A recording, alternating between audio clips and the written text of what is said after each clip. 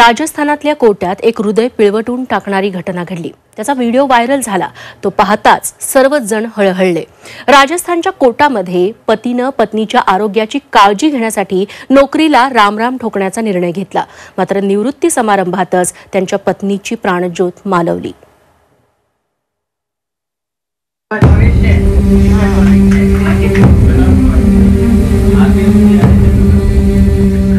एका क्षणात होत्याचं नव्हतं झालं। आनंदी वातावरण सुतकी झालं। ही घटना राजस्थानातल्या कोटामधली। या व्हिडिओत दिसणारं हे संदल दाम्पत्य। संदल यांच्या पत्नी टीना यांना हृदयाचा आजार होता आणि त्यामुळे उरलेलं आयुष्य त्यातला प्रत्येक क्षण आपल्या पत्नीसाठी खर्च घालायचा निर्णय देवेंद्र संदल यांनी घेतला। आणि यासाठी संदल यांनी सेंट्रल वेअरहाऊस कॉर्पोरेशन मधल्या नोकरीतून स्वेच्छानिवृत्ती स्वीकारली।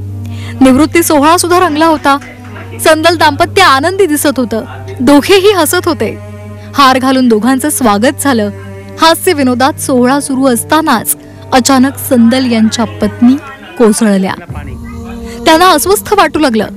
चक्कर येते असं त्यांनी संदल यांना सांगितलं। इतरांनी पाण्यासाठी धावाधाव केली। नेमकं काय होतंय हे सांगण्याआधीच संदल यांच्या पत्नीनं खुर्चीतच प्राण सोडला। टीना यांना वाचवण्यासाठी रुग्णालयात नेलं, पण डॉक्टरांनी त्यांना मृत घोषित केलं।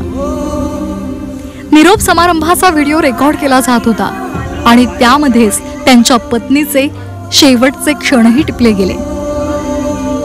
हा व्हिडिओ व्हायरल होताच नेटकरीही हळहळले। पत्नीची काळजी घेण्यासाठीच संदल यांनी नोकरी अर्धवट सोडली।